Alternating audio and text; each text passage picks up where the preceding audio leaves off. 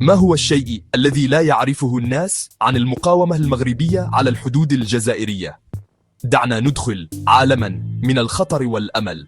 في الخمسينيات كان كفاح المغرب من أجل الاستقلال مشتعلا، ولم يكن في أي مكان أشد منه على طول الحدود الجزائرية. هنا في الجبال الوعرة والغابات المظللة كان رجال المقاومة يتحركون كالأشباح، يرتدون الجلباب التقليدي والبنادق معلقة على أكتافهم، وعيونهم دائما ترصد الخطر.